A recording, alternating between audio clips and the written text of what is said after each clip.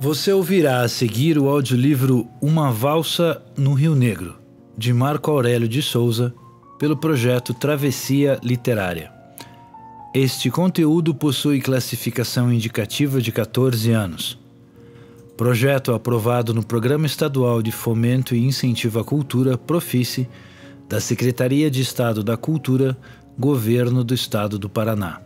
Apoio Copel, Pura Energia.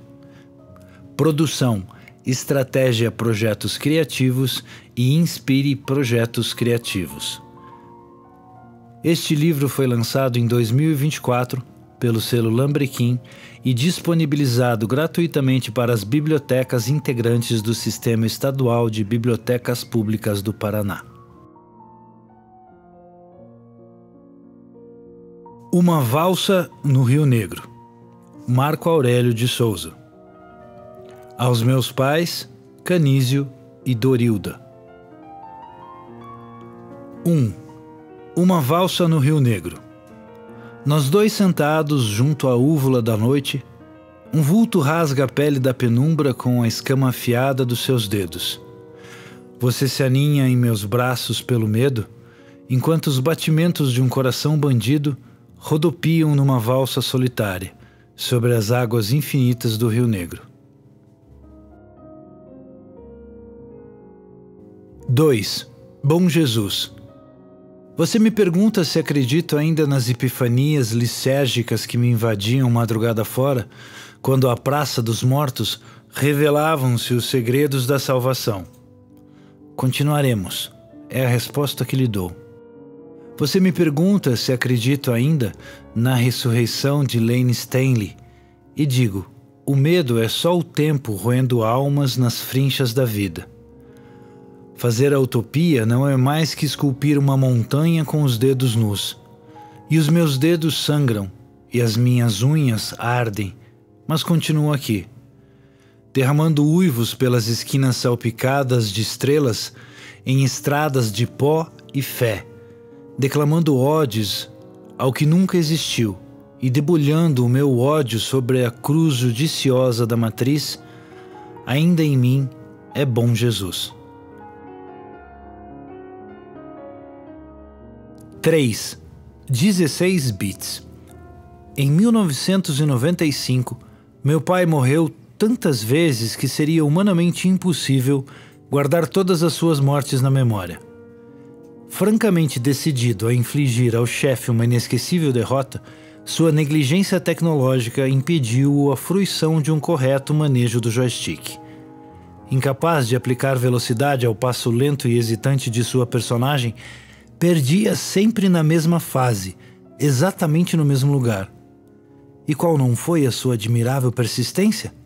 Com o meu amor programado em 16 bits, findasse a luz e isto seria bem pior que o fim do mundo. Naquele dia, quanto mais o meu velho morria, tanto mais vivo ele então me parecia. À sua sombra, eu distinguia um herói. 4. Álvaro César Júnior. Um mercadinho com 4 vagas de estacionamento inaugura o senho franzido de Álvaro César Júnior.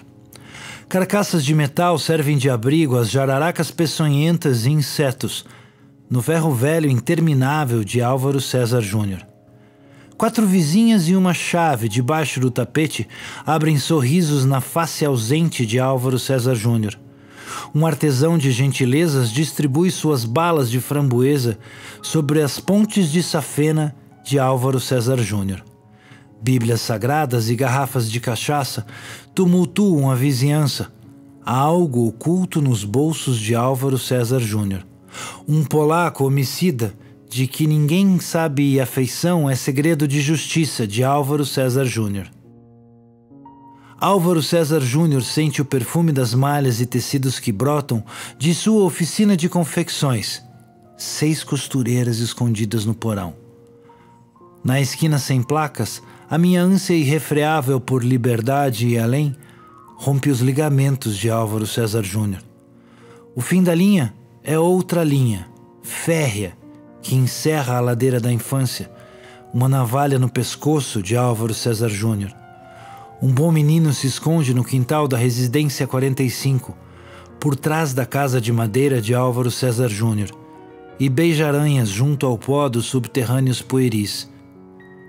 Fechar os olhos não ameniza a força sobeja do abraço, de Álvaro César Júnior. Uma serpente de asfalto que o esmaga, transformando seu amor em constrição. A cidade desnuda reconhece desde cedo seus poetas, e a eles insinua suas ruas como um vício incorrigível. Tudo é desejo de voltar a possuí-las. Tudo é desejo de entrega e perdição. 5. A infância aos meus pés. Jamais escrevo a minha cidade, pois minha voz embarga quando a pronuncio. Não falo aqui de Rio Negro. Com ela, eu luto por esporte e diversão.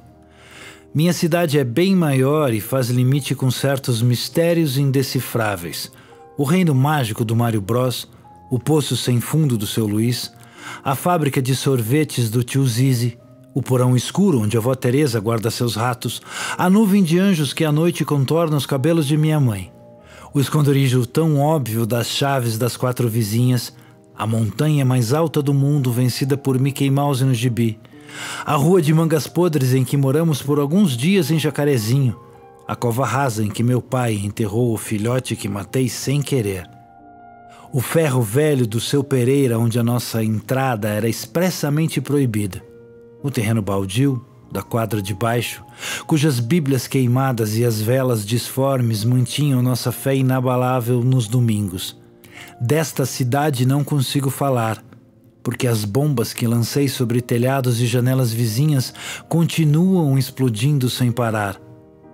E por isso continuo correndo, o mais rapidamente possível, para que os adultos não me peguem no pulo, para que os anjos não descubram quem eu sou, para que as novenas não terminem bem mais tarde, para que as sirenes não adentrem minha rua, para que os perigos sejam sempre diminutos, para que a infância reste ainda nos meus pés. 6. O Homem-Elefante. Eu fui menino conhecer o circo, e vi de perto o poder da magia. O cheiro ocre do picadeiro forrado de sonho me contagiou. Que a espada cruzando o corpo da moça era muito mágica. Que a mulher de bigode trancada na jaula era muito mágica. Que uma foto aprisionada num monóculo era muito mágica. Que a insana manada de motos girando e cuspindo fumaça na cara da morte era muito mágica. Que o mesmo jovem ser palhaço, pipoqueiro e equilibrista só podia ser mágica. Que pai e mãe fora de casa em uma noite de semana certamente só podia ser mágica. Mas à sombra da lona, a caminho do banheiro, sobre o lamaçal quase movediço, havia um elefante triste, esse dos olhos borrados, de dor e silêncio, que não sabe se livrar dos seus grilhões. E também um homem feio, muito feio, que fumava ali indiferente à miséria do gigante.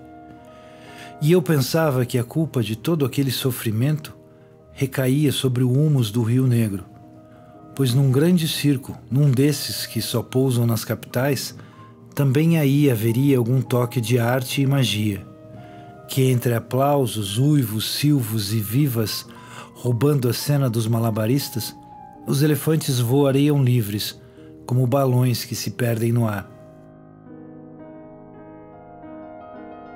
7. Mimosa, minha irmã. Descascando uma mimosa. A casca aberta é o arsenal de minha guerra vã. Rajadas de ardência aos olhos, castanhos de quem evitava a casca como sua. Fique no quintal o cheiro agreste, que é dele somente.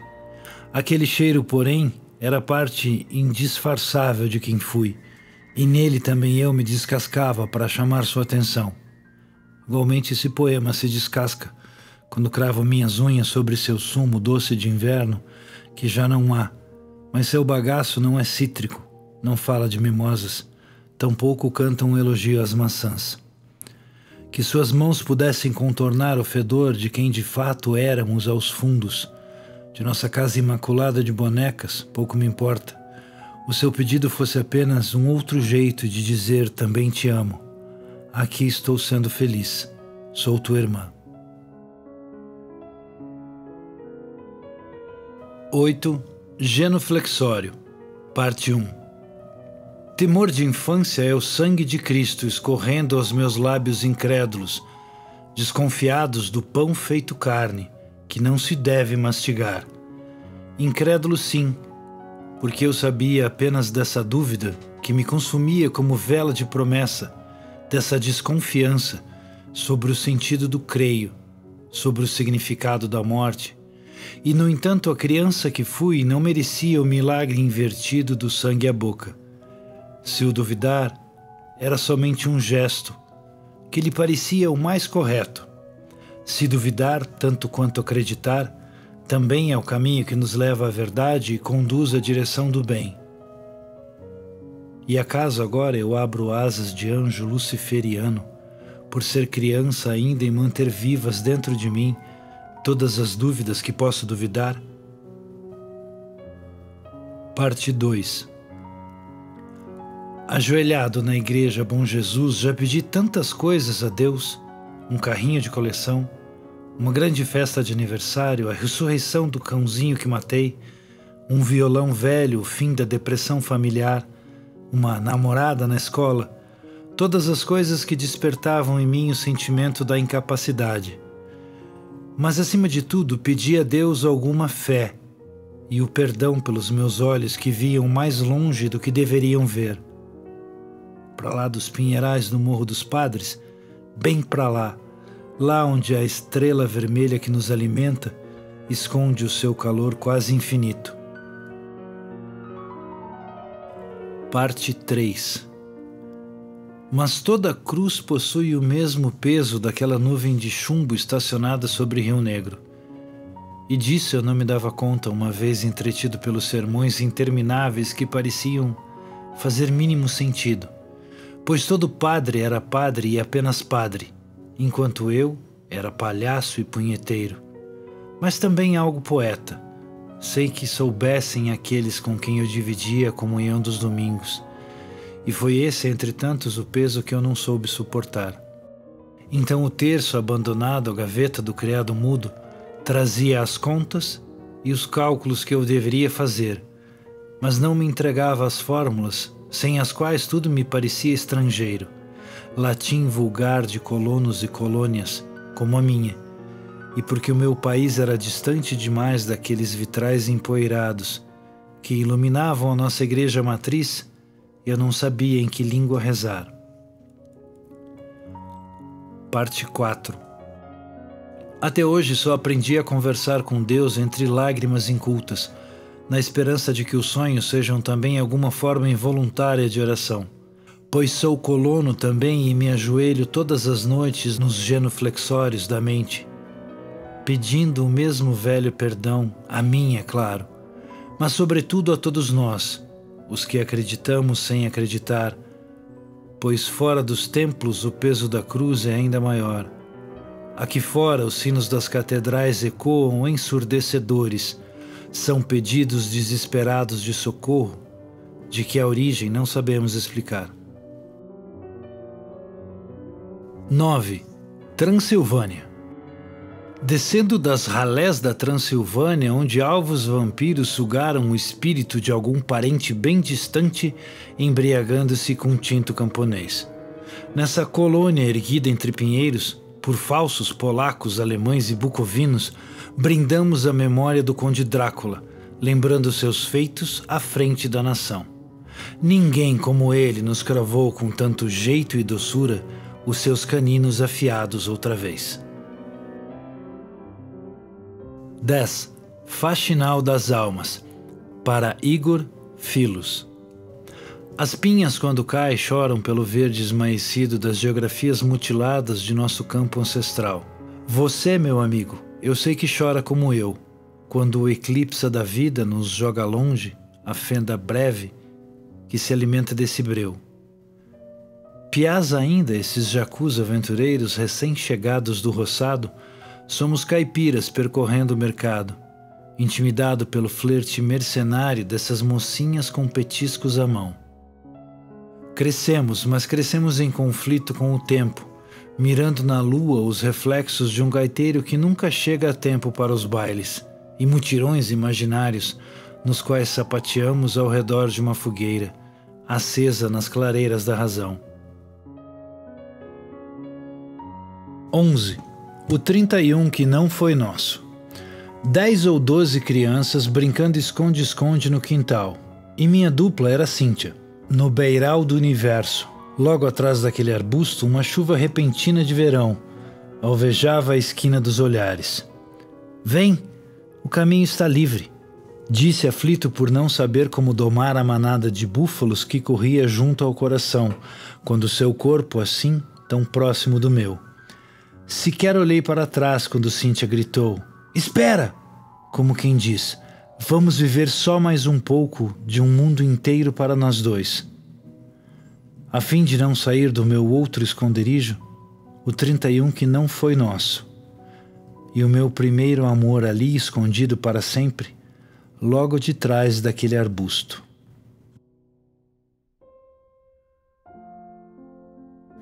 (12) O corpo de Cristo. Na esporádica viagem das preguiçosas manhãs de domingo, quem sabe uma alegria teofágica, prazer calórico na consumação divina. Naquele campo perfumado, Jesus falava grego, mas aceitávamos a Babel pela natureza diversa de sua carne. Hóstia, já nem sei. No mosteiro do Novo Mundo, piás e gurias comiam Deus na doçura sacra dos seus abençoados pãezinhos de mel.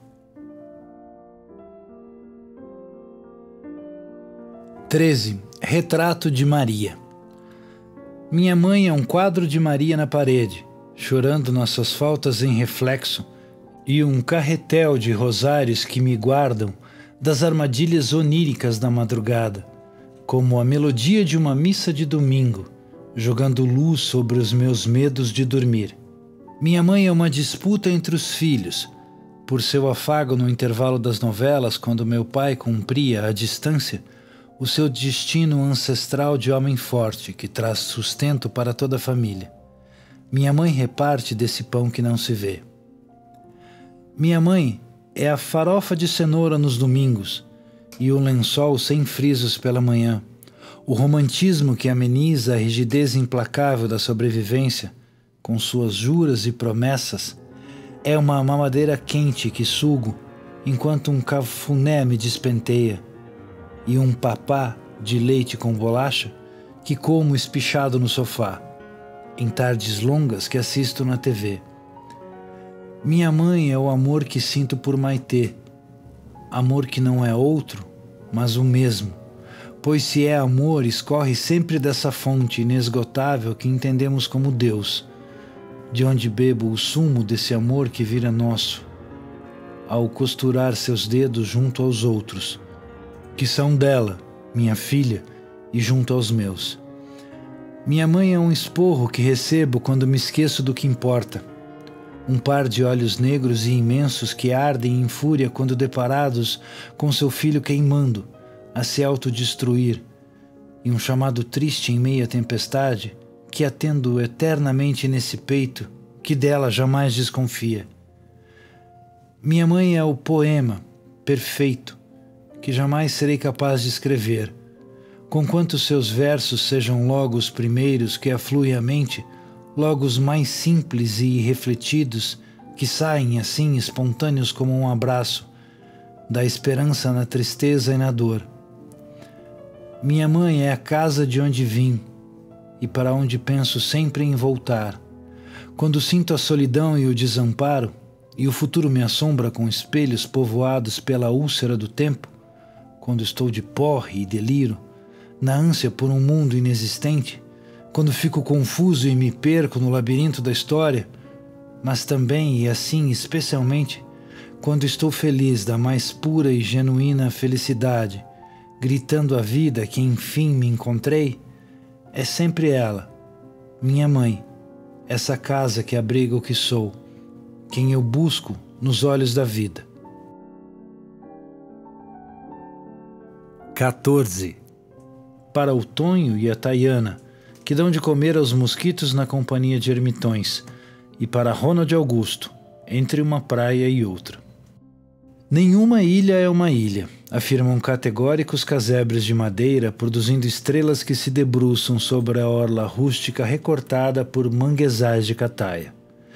Mediante o pulso ancestral dos mutirões, os batimentos cardíacos de Superagui, enquanto procuro no imensurável da areia os lábios bronzeados do oceano, como quem avista tempestade em alto mar. Janelas abertas na ventania e uma égua que foge com a força de todas as fêmeas sob a luz da superlua, navegando no ventre do cosmos. Súbito me pego a sapatear descalço quando um colar de águas vivas me abraça em meio à sucessão das ondas, queimando em mim esta noite na planta úmida dos pés. 15. O centauro desfeito. O centauro desfeito qual, um antigaúcho qual até, um ser quiçá deleuziano. Seu corpo sem órgãos abomina as grandes raízes do pinheiro, esse incômodo selvagem da vizinhança. Fiscaliza satisfeito a demolição de uma antiga casa de madeira, a casa eslava que foi de sua avó e de seu pai a casa, que ontem era sua e amanhã não será de seu filho jamais, sem se perguntar se ali, naquela terra ora convulsa, um arranha-céu poderia cutucar as nuvens com a ponta afiada de um lambrequim, o termo estranho desconhecido pelos doutores e engenheiros, que um arquiteto recém-formado utilizou para falar desses rabiscos de madeira na varanda. Nem se existem ainda arpias ou gralhas azuis, quando lhe disseram das vidraças que formarão a fachada do edifício. O seu céu é vazio como o espírito das latinhas de cerveja que toma todas as noites defronte à tela de seu telefone celular. Mas seu reflexo será espelhado pelas janelas do apartamento que dentro de 3 ou 4 anos receberás da construtora, na altura excelsa do 23º andar. Quando o centauro desfeito deita, sua cabeça num travesseiro sem plumas, slogans e outdoors, flutuam por sua mente e não o deixam dormir em paz. Quer pular os sonhos para dedicar mais tempo ao progresso. O seu maior orgulho nessa vida é trabalhar, trabalhar, trabalhar e dar voltas pelo centro aos domingos com sua caminhonete rebaixada. Porque assim pode cumprir à risca os desígnios divinos, provando a todos seu valor e sua fé, pois teme a Deus, e Deus está em todos os espaços e lugares. E o vizinho, enfim, cortou o seu pinheiro, graças a Deus. E a antiga casa de madeira veio abaixo, graças a Deus. E já nem lembro o que será um passarinho, graças a Deus. E o meu time é campeão mais uma vez, graças a Deus. E o meu filho pega todas as meninas, graças a Deus. E minha esposa faz de tudo e não reclama, graças a Deus. Quando me interno embriagado numa zona, graças a Deus, e assim me esqueço do inferno cotidiano, graças a Deus, pois é preciso ter retratos de família, graças a Deus, mas não há macho que resista a uma coleira, graças a Deus. E é papel de todo homem que se preze, graças a Deus, zelar as tradições do povo, a sua casa, graças a Deus, mesmo que a casa, a bem dizer, já não exista, graças a Deus, mas com dinheiro a gente compra qualquer coisa, graças a Deus, até uma casa e uma família inteira nova, graças a Deus, e algo novo, muito novo e bem moderno, graças a Deus, e algo novo e bem moderno para morar. 16. Chiaroscuro. Para André Cassias. Procurei dentro dos livros um poema para ti, um que dissesse do chiaroscuro, de todo homem que nunca se cansa de desfazer o nó de si mesmo. Não o encontrei. Tuas sombras e luzes habitavam tão somente o ventre viscoso de minha memória, que gesta agora a carne indelével desses versos esquivos com os quais lutaremos longamente, como dois esgrimistas que duelam num vazio notívago qualquer. 17.7 Quem de nós nunca fez algum lanche na moenda de luz? 7. Quem de nós já sentiu dessa paz, de que só o inferno é capaz? Quem aqui já abriu o portão desse bar ao saber do verão? Quem de nós fugiu da garoa em seu todo vermelho à toa? Quem aqui já jogou a sinuca de 1000 curvas que ali se pratica? Quem de nós já matou sua sede numa mesa colada à parede? Quem aqui foi cercado por putas e a todas se pôs a sorrir? Quem de nós já tomou um café numa boa com os travestis? Quem aqui já mexeu entre as pedras descobrindo serpentes ocultas? Quem de nós receou feias feras de sujeitos paridos na terra? Quem aqui já pediu no fiado, mesmo tendo a resposta de cor?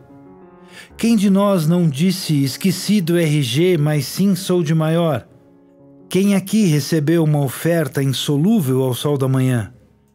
Quem de nós tem coragem de ser bom por lá quando alguém se intromete? Quem aqui não migrou já dali beber outra ao boteco do Orly? Quem de nós nunca fez o seu lanche na moenda de luz? 7. Jogue a pedra se tiver topete. Pague a conta ou se suma daqui. 18. Revoada. Do fardinho de cerveja sobraram 3 ou 4 latas, além dos restos quentes de uma e outra memória, que a conversa empanturrada já não espera nem aceita.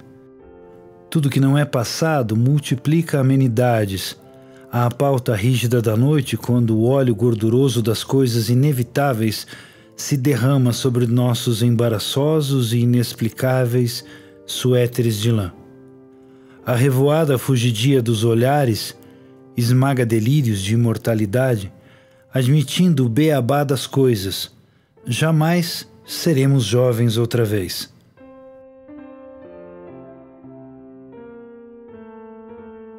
XIX. Blues da hospedaria. Para Leonardo de Lima.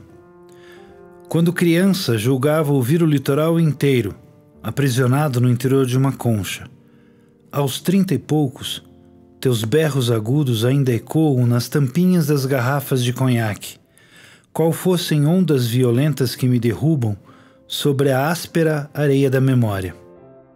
Quando a saudade bate, busco o silêncio para cantarolar contigo, noite adentro, o nosso Roadhouse Blues. 20. You are the one. Ninguém me contou, ninguém me disse. Fui eu quem viu o chão se abrindo em fogo e ruído, e os cacos de vidro se esparramando pelo chão da garagem. Esse ente cosmológico de magnitude adimensional. Fausto não era Fausto. Lúcifer com panca de estrela morta, fulgindo o mistério do seu brilho inaudito. Astro submerso no lodo, dos buracos negros das tardes, dos sábados na província. Seus olhos pintados transbordavam a fome impreterível de rua, que também eu tinha, e seu cinturão de balas atravessava o peito raquítico da matéria. Sua caixa torácica exposta, como as teclas de um rústico piano vivo, igualzinha à daqueles mineiros from hell. Seu grito perfurou-me, a calma de guri revoada de guarás que incendeia o orgasmo da espécie inteira. Procurei afinar o meu estado atônito ao seu, agudo, sombrio, e desde então me vejo preso a essa infinita passagem de som universal. Há 15 anos que venho praticando dia e noite esses poemas, a fim de repetir aquele riff, aquele miserável e opiáceo riff, gerado no ventre fantasmagórico da realidade, e quando me canso das mesmas notas, Às vezes me olho no espelho vendo Lúcifer, exatamente como naquela maldita primeira vez. Então eu sussurro baixinho, sem saber se para mim ou para ele, cantarolando os cânticos preferidos do seu rebanho selvagem. Oh yeah, my sweet, sweet Satan, you are the one. 21. À beira do Rio Negro. 2 homens pescam à beira do Rio Negro, seus anzóis iscados com pedras de crack. O primeiro deles fisga um peixe desdentado, com tétrico olhar. Já não respira, agoniza. Na segunda vara se debate um furtivo, nem mesmo 10 anzóis lhe são suficientes. O terceiro é uma fêmea vazando raiva pelas escamas. Os pescadores do lugar a chamam de piranha. Então no ar, uma das varas se debate ao fisgar um pássaro. Homens e peixes surpreendidos, que morde a pedra e não se deixa segurar. Continua livre entre as estrelas e lhe dança. Depois repousa sobre os galhos de um pinheiro, repetindo seu balé todas as noites, até que o padre, a lojista e o prefeito solicitam à polícia da cidade que lhe quebrem as asas e o devolvam ao rio, pois todos sabem que aos peixes é vedado o direito de voar. 22. Paraíso perdido. Uma escarpa de velhos pinheiros, balbuciando verde sob o céu de trigo, fermentado à luz de um sol oculto.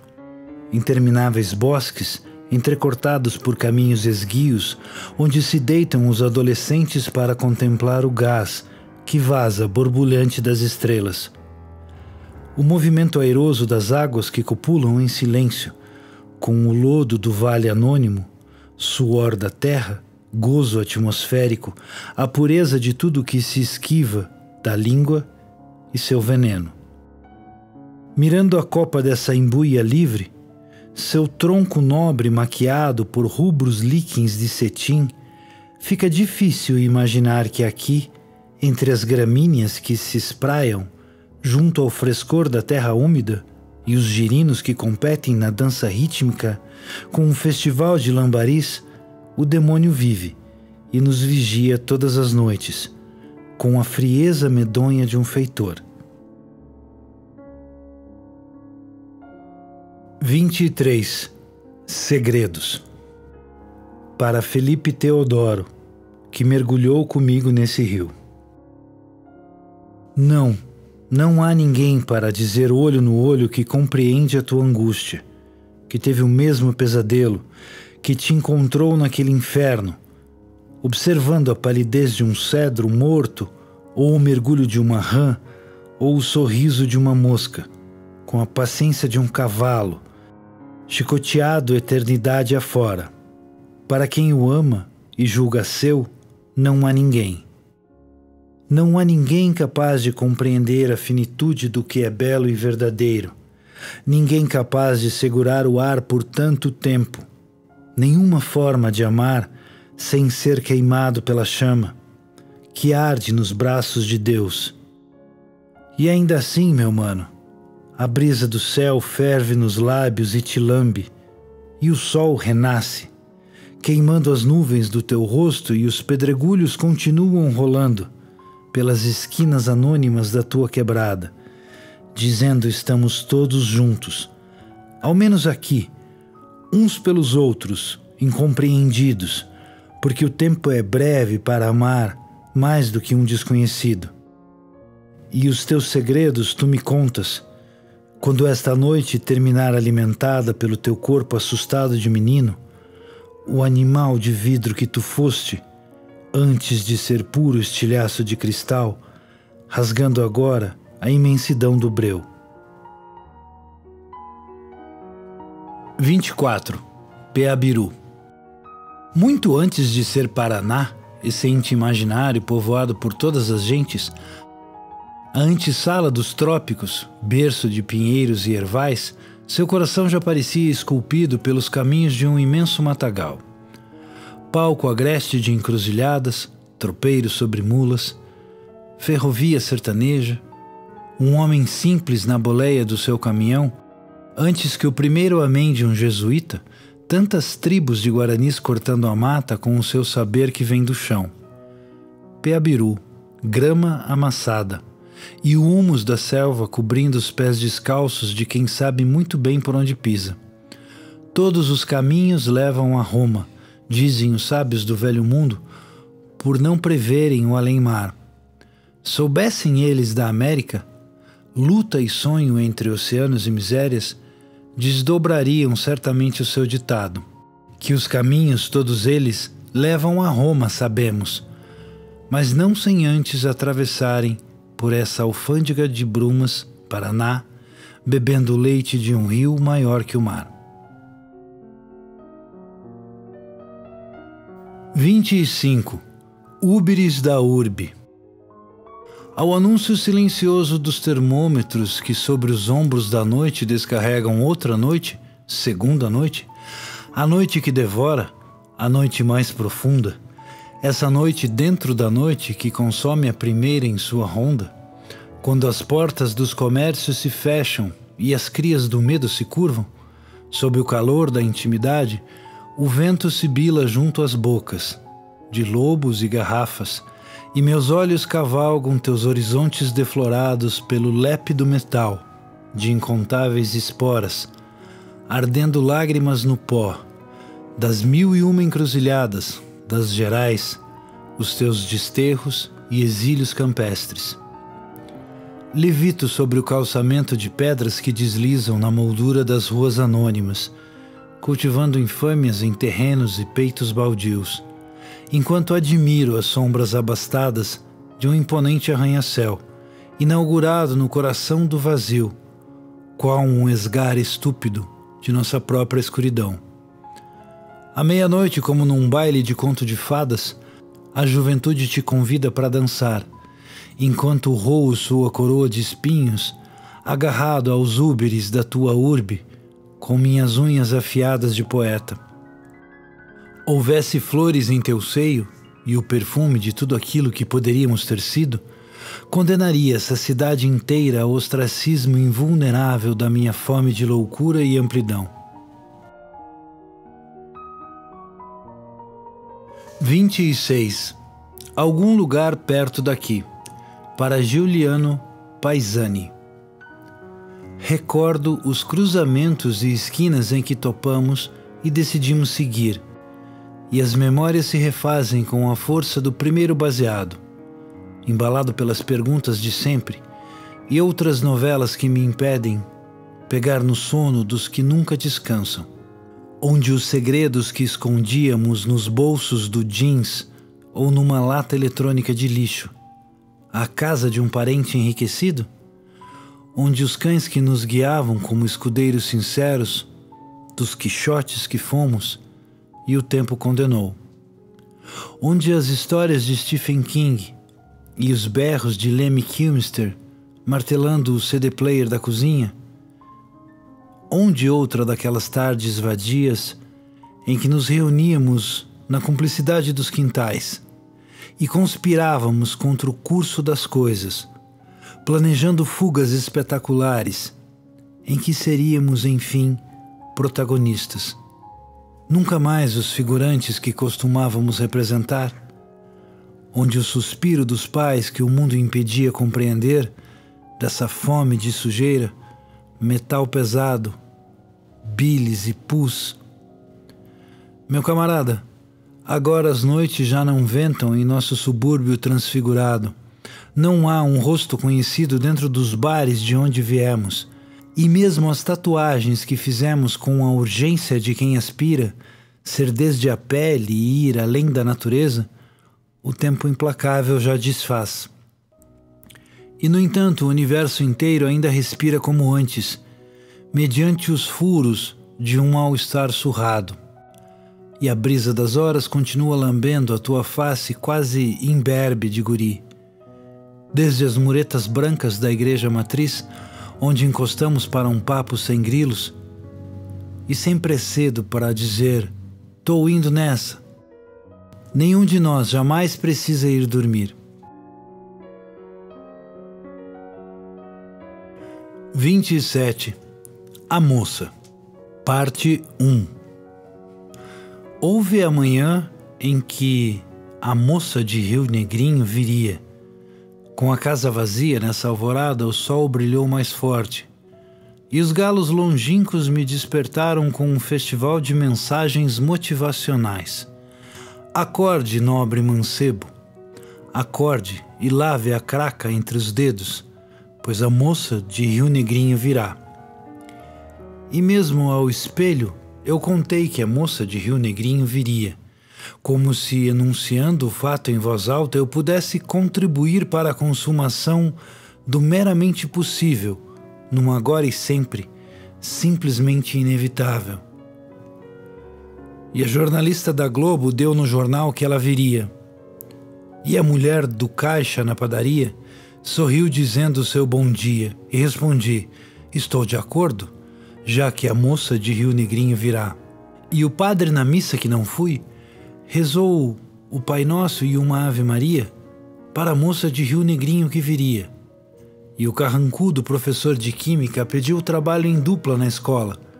E olhei para a moça, e também ela me olhou, dizendo com seus olhos: calma, agora não, mais tarde eu vou. E eu disse: Lucas, meu amigo, vamos nós dois, pois a moça de Rio Negrinho, depois da aula, à minha casa ela virá. Parte 2. Dado o sinal do meio-dia, ligeiramente peguei o meu ônibus, e a moça de Rio Negrinho comigo, como um anjo que pintasse a tarde em chamas, e no caminho de casa almoçamos juntos, um salgado qualquer. E já no meu quarto ouvimos bem alto Pink Floyd. Is there anybody out there? E o seu haxixe fumamos na lata, pois a falta de uma seda fuma-se como der. E eu quis beijar a moça, e a moça quis o meu beijo também. E nos beijamos muito. Não sei se juntos, mas foi um beijo que me comeu por dentro, pois de repente a moça já não era a moça e sim mulher. E eu, menino pequenino, feito refém das incapacidades imensuráveis de um guri que não sabe fumar, que não sabe beijar, que não sabe sentir, que não sabe dizer o que existe para além do desejo que o esmaga. Um Deus que o exige em sacrifício, gargalhando impiedoso o seu amém. E num piscar de olhos era eu, de herói bandido a lona salobra, piá de bosta, homem sequer, que não conhece os segredos do corpo e muito menos da mente de uma moça assim tão moça já mulher. Mas eu senti, juro, senti, em meio à tosse que não passava, ali senti que a vida sim valia a pena, e que embora a moça logo precisasse cair fora, a tarde inteira foi somente nossa, por mais que apenas num segundo inteiramente minha e dela. E havia ainda o tempo, sempre o tempo, para me ensinar as artimanhas do amor, e de amar, e como amar, e assim viver. Parte 3. O sol se pôs, e a nossa quase estrangeira foi com ele para uma imensurável distância, que jamais conheci. E no espelho minhas pupilas maiores do que a lua queimaram como uma vela acesa ao pecado. Pensei no corpo da moça, sua outra casa mais íntima e mais profunda, que como a primeira também não conheci, e disse ao menino do espelho: a moça veio hoje. Mas o menino não sorriu, pois o menino não havia mais. Um homem em mim nascia, como todo homem nasce um dia, uma flor monstruosa, atravessando-me com o seu perfume viscoso de ódio, brutalidade e calor. –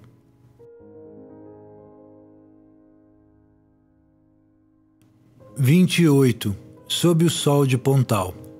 Para Luiz Américo, Elaine e Marina, amigos abrigos, diamantes sob o sol de Pontal.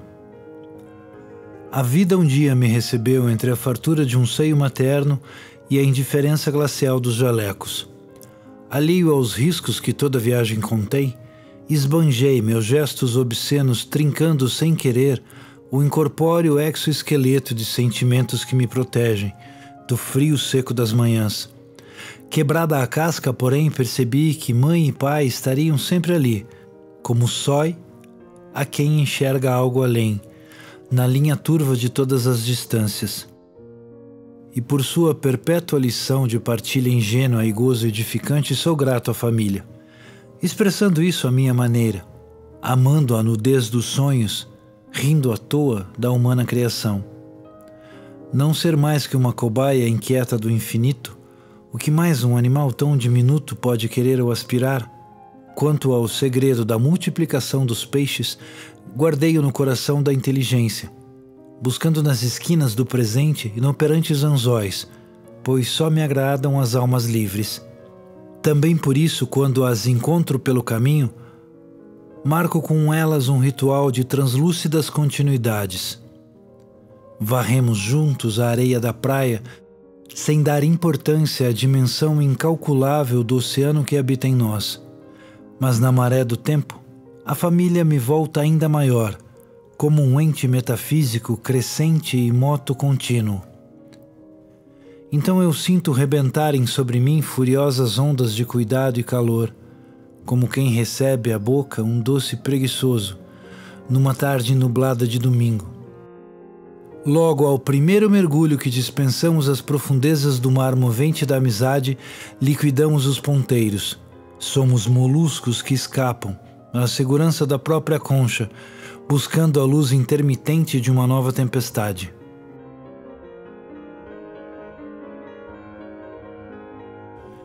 (29) Ritornello.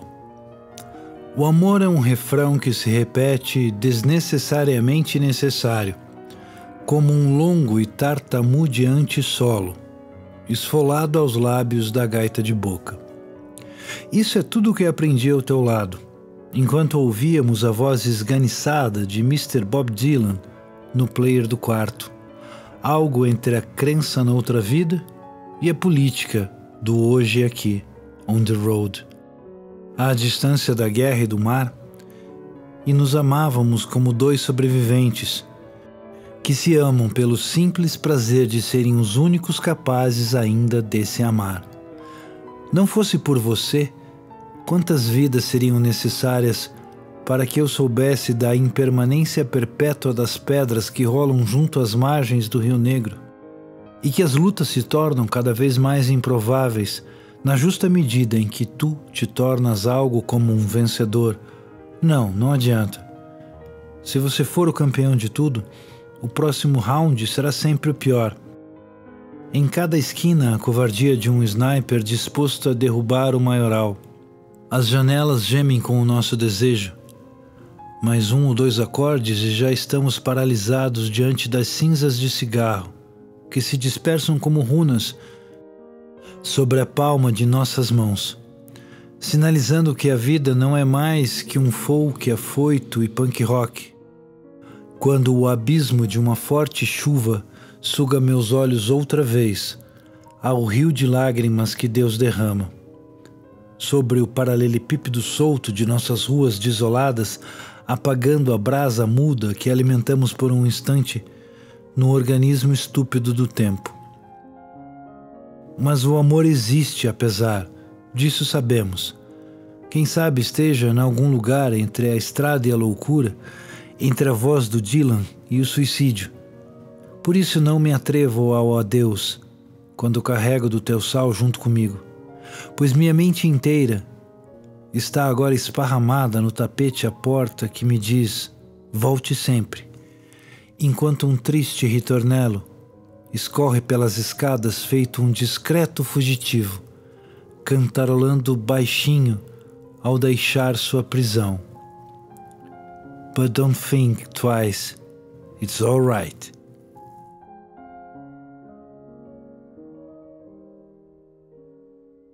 (30) Balada do London Club. Ontem à noite quem veio? As debutantes estavam aqui. No outro sábado quem virá? A turma dos formandos estará. Hoje quem toca na balada? Nenhum de nós está lá dentro. São 4:30 da manhã e estamos altos como o barulho acionado pela picape do DJ. Já esgotamos nosso repertório de milagres com a multiplicação do gole. Juntamos nossa inteira e compramos uma única latinha saideira de Pepsi-Cola para a raspa do tubão. Não haverá despedida, embora a festa esteja quase no final. Ficamos apenas nós, os vagabundos reunidos na entrada do London Club, mirando em pastoso silêncio os rastros enigmáticos de histriônicos pneus e o lixo dos convidados. Salpicado pela Marechal, escarrado pelas janelas dos carros com vidro fumê. E qual banda tocará na próxima noite? Mas quem se importa? Com tantos nomes na balada? Mas quem se importa se ficaremos mais uma vez todos de fora? Amanhã agora é hoje, e nossas moedas alimentam a caixa registradora de um bar fora do tempo, quando recebemos algum convite finalmente. Um cabeludo quer saber quem vai com ele, pela subida inevitável da Vicente. 31. Eu fui menino a admirar o Rio Negro. Eu fui menino a admirar o Rio Negro e vi lá longe sua outra margem, imaginando quando nela conseguiria chegar com os meus braços. Eu fui mocinho a admirar o Rio Negro e vi bem perto seu outro lado. Bastava para alcançá-lo ter uma vara vagabunda de pescar. Fui homem feito a admirar o Rio Negro e vi distante, bem distante, sua barranca indiferente, bem diferente de todas as outras de que consigo me lembrar.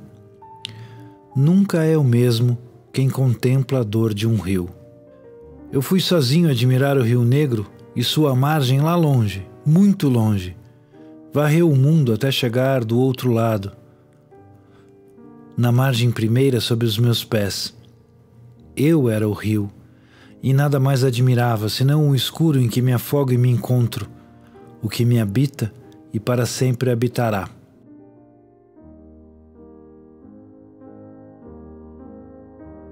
« 32. Quando se tem um amigo de infância. Para João Rissetti, amigo de infância. Quando se tem um amigo de infância, não é preciso mentir sobre quem fomos. A responsabilidade da mentira recai sempre sobre ele, o amigo, de modo que as pílulas da memória são douradas pela faísca dos olhos cansados de quem já nos viu demais. Quando se tem um amigo de infância, quando se tem um verdadeiro amigo, quando se teve a verdadeira infância, logicamente as revistas pornográficas assustam tanto quanto as turmas de inquilinos fantasmagóricos dos sótãos dos avós. E é por isso que as fogueiras e os cães devem nos vigiar atentamente, em cada acampamento, básico procedimento, recomendado pelos especialistas para que a virgindade não se vá, logo ao primeiro sussurro de um espírito maligno qualquer. E o outro conhece bem aquilo que motiva o desejo do amigo. E o outro sabe bem quando se está sendo esquivo, ou quando se é falso, ou quando se é triste, ou quando se é nada por dentro, nada como o oco. De uma lembrança dútil, do segundo ano da escola, fui mesmo chamado àquela festa besta de aniversário? É claro que sabe, mas nunca precisa dizê-lo, que o mais importante num amigo é justamente esse dever nobre, sagrado, de saber sempre ouvir atento, de sempre ouvir e esquecer. E a menos que o amigo lhe solicite um abraço inesperado à madrugada, ao cruzarem juntos e a pé uma avenida, pois é assim que os amigos de infância devem e precisam cruzar todas as distâncias dessa vida, continuamente a pé, pois a felicidade jamais se entrega aos automóveis e seus condutores. A avenida que precisam cruzar a pé para chegarem outra vez à sua infância partilhada. Não será lícito dizer, não seja assim tão rígido consigo mesmo. A culpa é algo que não cabe bem aqui. Mas se o amigo num repente tirar de um dos bolsos da calça jeans aquele cigarro que apagamos no instante exato em que a mãe chegou, então será sua obrigação dizer, Meu velho, vista agora sua blusa, pois esta cidade venta como o cão, e desse bar sairemos somente para entrar em outro, e mais outro, e mais outro, até que se acabem todos os bares e se iluminem todas as noites, e se interrompam 1000 avenidas e se elimine toda a distância, e só então mergulharemos aos risos em nosso tempo de criança, sabendo que a morte é tão somente uma preguiça estúpida que às vezes sentimos de estarmos vivos e uns com os outros, no meio da rua, no meio da noite, no meio de tudo.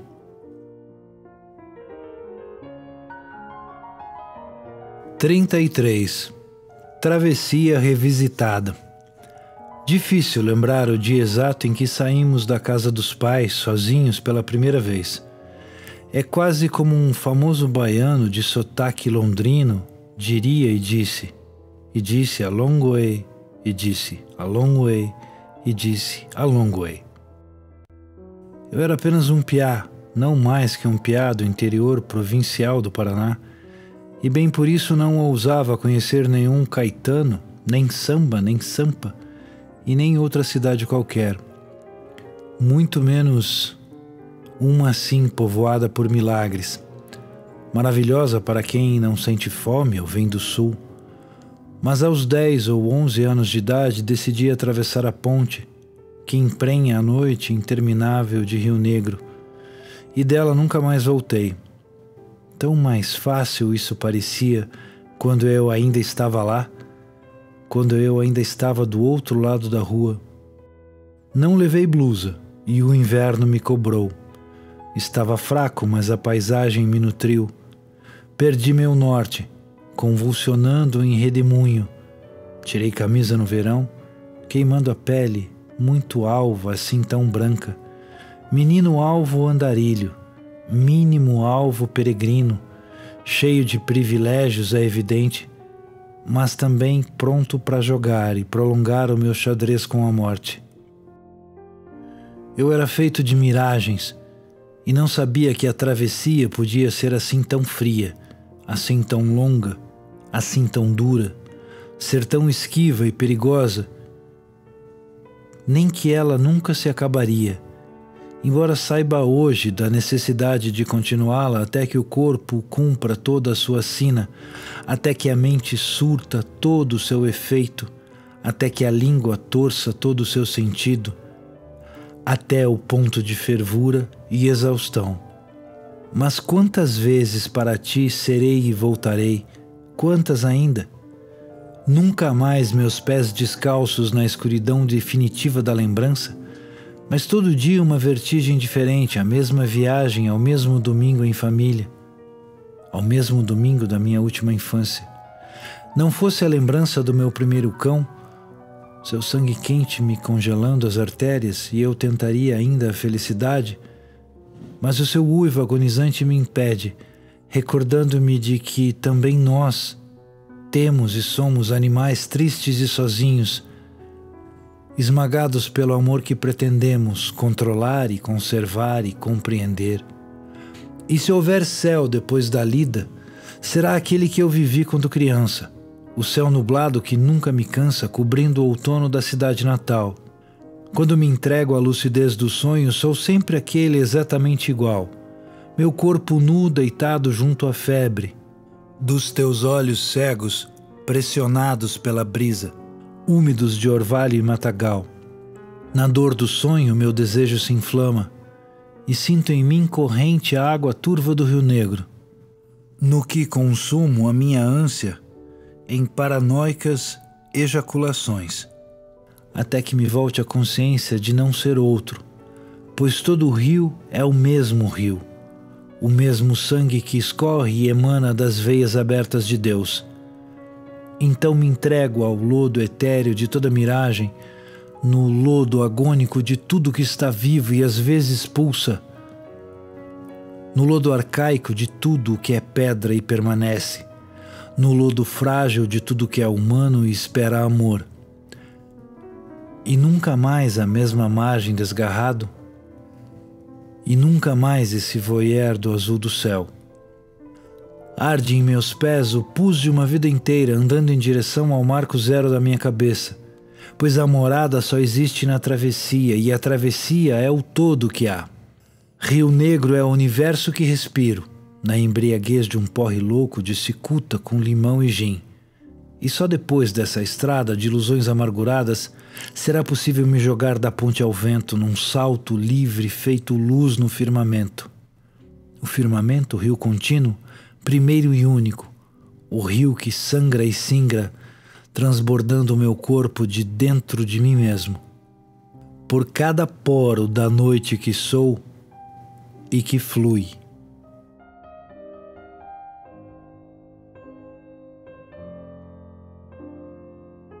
Você ouviu o audiolivro Uma Valsa no Rio Negro. Autor Marco Aurélio de Souza. Supervisão editorial Daniel Oziek. Revisão Felipe Teodoro da Silva. Identidade visual e diagramação Carlos Bauer. Locução Emerson Reichenberg. Gravação e edição Luiz Vinícius Taborda Pacheco. Estúdio Pira Linda. Produção executiva Eduardo Godoy. Coordenação administrativa Rafaela Prestes. Assistente de produção Tamires Limursi. Produção Estratégia Projetos Criativos e Inspire Projetos Criativos. Livro integrante do selo Lambrequim. Travessia Literária é um projeto aprovado no Programa Estadual de Fomento e Incentivo à Cultura, Profice, da Secretaria de Estado da Cultura, Governo do Estado do Paraná. Apoio Copel, Pura Energia.